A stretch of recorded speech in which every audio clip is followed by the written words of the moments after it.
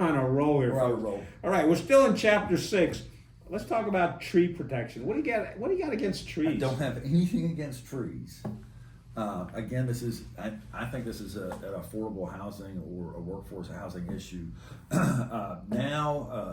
this new UDO proposal, if you timber your property, it is going to be on a 5-year pause for development if you timber your property. So right. you're not tell folks what timbering. So if you have 100 acres and I know we don't like to think this, but in North Carolina, trees are a crop. Yeah, it's a crop. It's a long-term crop. Right, My in-laws have that kind of land. Right.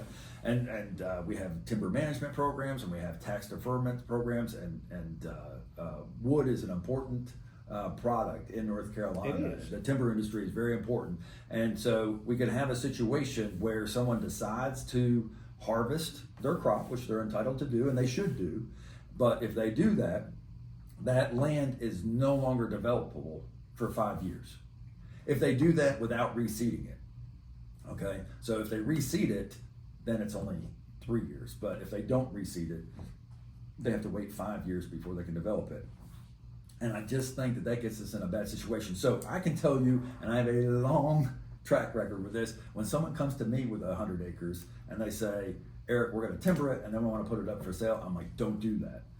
I will get you more money than the timber and the raw land if you don't timber it. So I encourage people not to timber it because I know it's gonna be prettier and more attractive to the developer if it actually has the timber on it, the trees on it and everything. So just to use the roundest of numbers, if you had a land that was worth $10,000 an acre and you had $2,000 an acre worth of timber on it, after it's clear cut, it is not an $8,000 piece of land per acre right now. It's probably closer to $5,000 or $6,000 per acre. So you've really, because we all know that timbered land is ugly. So, but I just worry that there might be a situation where, mom decides to timber the property, okay? She timbers it, a couple months later she passes away, her kids get the property, they're out in California, and now they have to wait 5 years to be able to develop this property. This could be a property, because it's been clear cut, it's not gonna be as expensive. This is an ugly piece of land that we could develop somehow, rather than putting this calendar on it and says, no, nothing can happen for 5 years. I just worry that this is an opportunity, because the land is gonna be worth less because it's clear cut. This is an opportunity where we're not gonna have affordable housing or workforce housing because that land could have been cheaper to develop. Right. So I don't like the clock. Now, in the UDO consultancy and the planning department's defense, we've had developers try to get around this and everything, and so they would switch LLCs or whatever. They would because they're not supposed to clear cut the land to develop it and everything, and so they would play some tricky games or whatever. I would rather work on shutting down the tricks than just making this blanket resolution to prohibit development for 5 years. So the example you gave with the kids, they could sell that land before 5 years, but they couldn't sell it for development, which it's means not going to get the same price. It's not going to get the same price. Yeah. Because whoever buys it has to accept the fact that they're not going to be able to develop it. Right. All right, let's see what else is in chapter. Are these too complicated? No, it's not complicated for me. Look, folks, we're bringing you this to attention, and I made the offer in part 1 of this discussion. If there's any other planning board members who want to discuss this, Jonathan, you want to talk about this? Yeah, Jonathan would be great. He knows it. He knows it. Yeah, well. I'm more than welcome. And to we sit agree down on a here. lot, and we don't agree on a lot. But that's what it's supposed to be about, Right. But he'd be a great person to talk to. Well, there's some people that say, why should you have a developer on the? I'm not a developer. Well, I've developed property before, but I don't do that. You work with developers. I work. Well, actually, it's really, I'm on the other side of the coin, which this is why I'm so passionate about this. I work for the sellers. Okay. The developers are on the other side. So I'm representing the local Chatham County people that own their property. And in order for them to get a premium price, it has to have development rights. And we're going to be stripping these properties of some of their development rights. So these properties are going to be lower in value than they were after this UDO, because they're not going to have the development potential that they have. And a lot of those local properties have been owned by people for Hundreds, either a family or generations. I just listed one the other day. They've owned it for 300 years. 300 years. That's incredible. That is incredible. Yeah. people from 300 years ago aren't alive anymore, though, are they? No, No. Okay. but it's been in the same family for that long. Yeah, and folks out there who lived in the county for a while or for their entire life know of those Yeah. families and know Right. those pieces of land. Right. And some of those pieces of land you might have gone hunting on during Right. hunting season. Right, exactly. All right. Are we done with chapter 6? We're done with chapter 6. All right. We're ready to go to chapter 7. Now this is one of my favorite things that the UDO does. Like, so I'm not all doom and gloom. I'm not all criticism without praise. I mean, this is the best thing that the UDO does. It took you to chapter 7 to come took up me with to some chapter praise? 7 to get to the praise or whatever. No, overall this is good. It's a good. There's a lot of work that's been done to this by a lot of good people. I'm not hypercritical of the whole thing. I just think there's some major things that people might not be aware of. But the chapter 7 requires connectivity, and that's huge. So I have all these YouTube videos out. Nothing is more popular than easements and landlocked land. The county, this UDO, is going to require connectivity, which I think is hugely important. So what we have is Now, when you say, let's talk about Yeah. connectivity. When you Yeah. say connectivity, we're not, some people are thinking internet connectivity, No. but that's not what you're talking about. No, we're talking about- Tell people what you're talking we're about. talking about when you're access connectivity. to public roads. Okay. Access to public roads. So you have 100 acres, and then there's another 100 acres behind it that doesn't have road frontage. Right. The developer has to stub out and allow access through their subdivision for the piece of property that normally wouldn't have access. Hugely important. All right. And chapter 7 addresses that. Yes. All right. Yep. Let's get into chapter 7. Well, there's some more things. So I think we get into the nitty gritty about the driveways and how close they can be.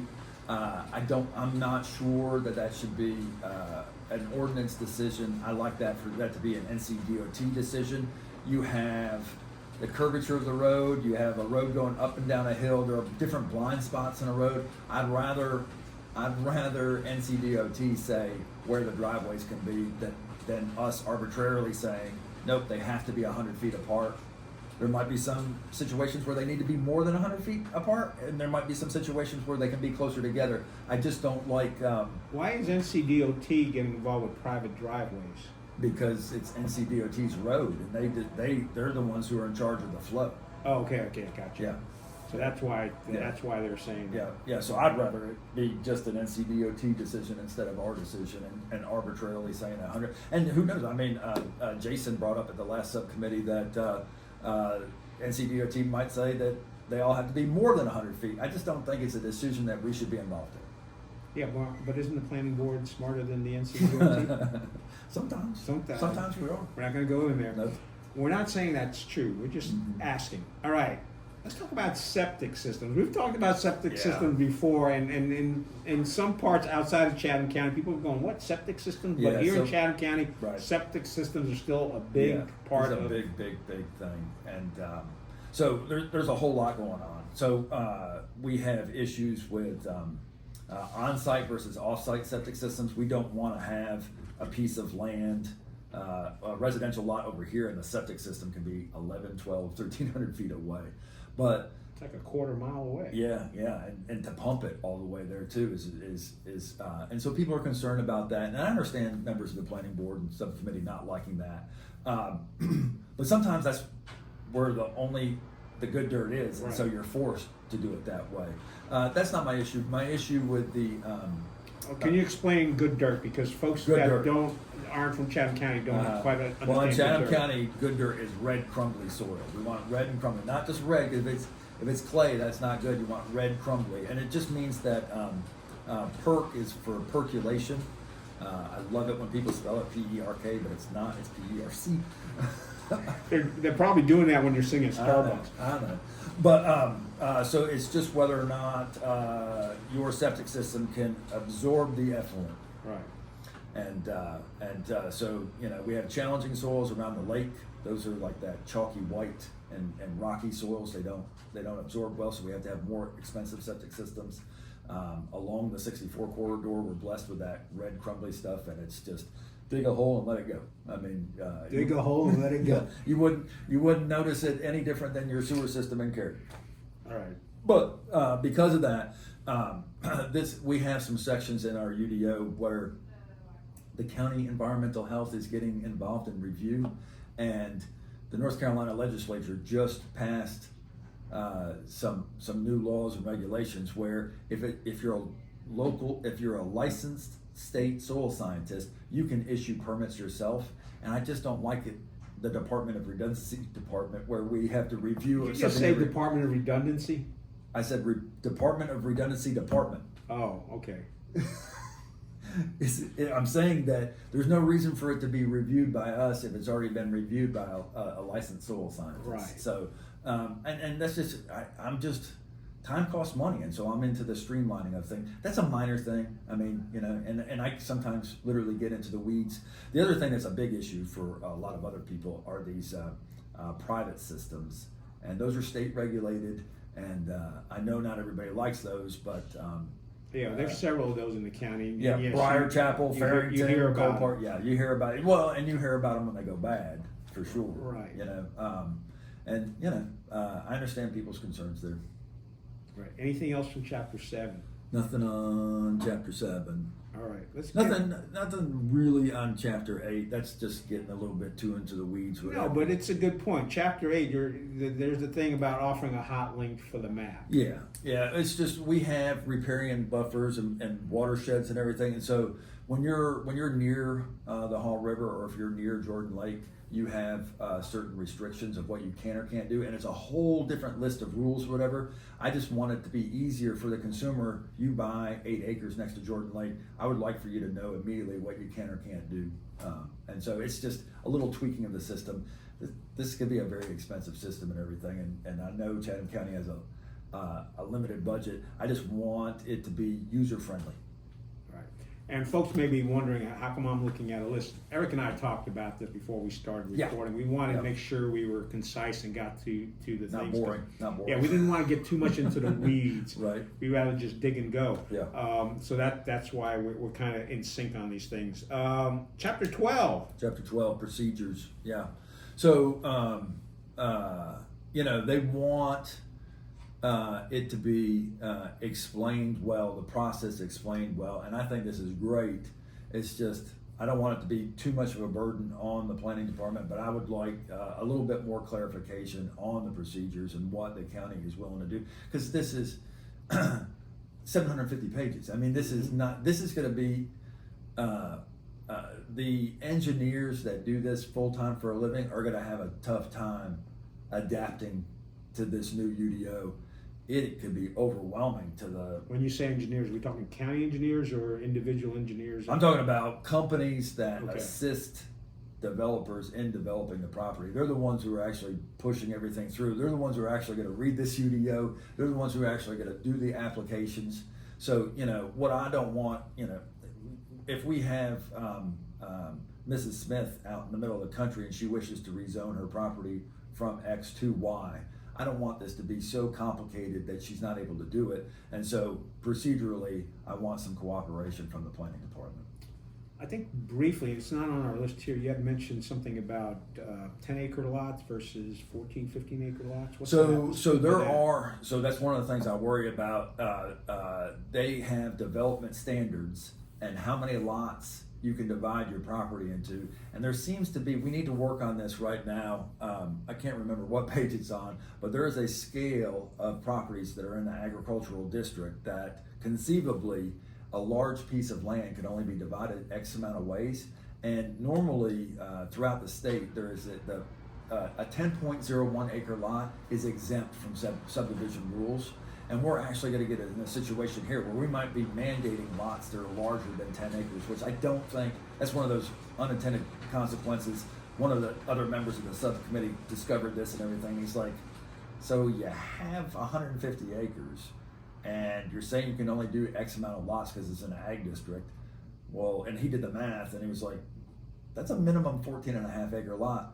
What's to stop that person just from dividing their 150 acres in half and then doing it in 2 phases? So it just seemed like it was if there was an easy get around, then why have it as a rule anyways, So that's getting a little too complicated. Yeah, we're getting a little bit too much in the weeds, so you can just fast forward to this part of it. It's an established rule in development that the 10.0 acre lot is exempt. So, if you have 100 acres and you want to do 10 lots, you really don't have to go through the whole subdivision process. Yeah, and that a lot of families that own land with their kids will do that. Yeah, exactly. Right. So Right. So it's another layer of complexity, which we didn't. Well, we don't have enough complexity in that 750 page It's complex. document. It's complex. I want people to take a look at it. All right. And then the sufficiency review at the end, part of chapter 12 and everything. There's the consultancy group did a good job of saying that there are going to be more administrative detail that's outside of this UDO, but I just wanted to make sure that it says the county will not process an incomplete application. I want to make sure that our county is cooperative with that individual. Just, don't just say, no, it's incomplete. Right. I mean, we need some help. There's people who work in the business world who run into that with their back office operations. Our county planning department is great, and They I don't are. think, but I want to make sure that it's clarified and institutionalized. So that's what we have to do, and in a timely manner too. I mean, time is money, and if it takes 3 to 6 weeks for us to get back to them, we're just spinning our wheels. And in my world, there are contracts that have certain deadlines, so that's why time is so important. But because of what I do, I don't just deal with Chatham County. I deal with Wake County, Morrisville, Holly Springs, Guilford, everybody. There's a lot of different planning departments that I deal with, and ours is great in comparison. I mean, Right. We have good people that want to help, No, and everything, but there are some where just like, get out of here. No, I agree, and I remember when I was on the planning board, I always used to pay attention to what the planning department used to come back with remarks and I also found it's easier to work with local folks that were developing stuff because they were aware of what the rules were versus some of the guys that come from out of town and they're yeah, we can do this and this, and it's like, no, you can't, because the planning guy said, no, you can't. Right, yeah, woefully unprepared. So again, what I want to reiterate is whatever side of this coin you're on, I think it's hugely important for your voice to be heard before all this gets approved. And folks, planning board members or anyone, county commissioners, you want to discuss this? We can sit down and have a video conversation about this. Again, I'm just. Do you want a debate? I'll do a debate with debate. I can give you a debate. I'm not doing a debate. We'll have a conversation. I'm kidding. All right. Look, before we finish up, Eric, tell them some of the background as to why you have this huge depth, of knowledge. You're on several different. Actually, wait a minute. I'm seeing 1, 2, 3, 4, 5, 6, 7, 8, 9, 10. I'm limited on how many boards I can be on. Oh, are you? By Does your girlfriend my say, family. Eric, I want to see you every once in a while? Well, it's they take some time. But I just got done. I served as president for land sales of North and South Carolina. That's the Realtors Land Institute. Okay. On one of the national boards I'm on is the Land Education Foundation. We give scholarship for other professionals that want to get into land sales. For NCAR, I'm on the commercial board, which is all commercial development and land subdivisions. So it's important to be on that commercial board for the state of North Carolina. I'm on the forms committee. We help write the offer to purchase. Nobody likes the offer to purchase right now, but we have 20-minute conversations on the difference between thus and therefore. So that's always fun. And Thus and therefore, my that's favorite. That's a huge discussion. And I'm a Ready graduate, which I highly recommend. That's a great program. It's a Golden Leaf program out of Raleigh. That's the. How do you spell that? Ready? Is it REDI? Okay. I think several of the planning department members in Cyrus City, Pittsboro, and the county are graduates of that. That is a great program. That is the Rural Economic Development Initiative, and I learned so much about that. That is, and this is a rural county. I don't know how much longer it'll be a rural county, but this is certainly a rural county right now. It's an agricultural county, and we have different issues than some of the urban counties. So that was a great program. I told you about my affiliation with the American Planning Association. That's good. Just emails and information and magazines, and it's also when you're doing development, it's a great resource for you to find information. That's where I was able to find, 10% of repairing buffer is not the norm, or 10% renovation in the building is not the norm. All right, somebody watching this conversation, part 2 or part 1, or this may turn out to be part 3 because of the length. What do you want them an individual Chatham County resident to get from our discussion here today?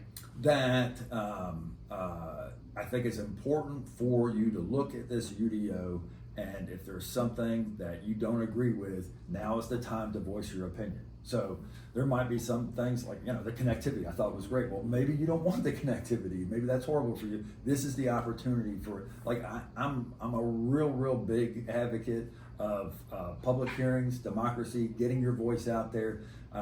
What I don't like is for stuff to pass through without the public knowing about it and not having a voice or a say-so in it. So you don't have to agree with me. I invite discussion about these issues or whatnot, but I don't want it to sneak by or people to be unaware, and nobody's trying to sneak by and everything. It's hard to get the information out there. It's hard to get people aware of the situation, and some people just don't care. I mean, they have other things going on in their lives, but if this is important to you and you do want to voice your opinion, there are opportunities that we went over to voice your opinion. Right, and I remember from my days on the planning board, I used to pay attention to those folks because they got out of their right, they got out sofa of their, and came, or their family or their kids' ball games. So you know it was important to taking them. care of their parents or whatever else. Uh-huh. When folks show up, and you're right, it's important to express your views on this kind of stuff. And I've also seen where stuff that's gone up to the county commissioners that they may delay a decision based upon the information they get, and would actually say, hey, planning board, why don't you take a look at this and get back to us? And I'm not pro delay, and I'm not advocating a delay, but I am advocating that we be aware of what's going on. All right. So the dates again: October 1st. October 1st, October 7th, October 8th. All right. October 1st, planning board meeting at the Dunlap building, the old ag building, next to Red Moose. So afterwards, you can go visit Red Moose. The 7th is going to be at the Ag Center, and I think the county commissioner meetings are now all at the Ag Center. They used to be at the county courthouse, old county courthouse.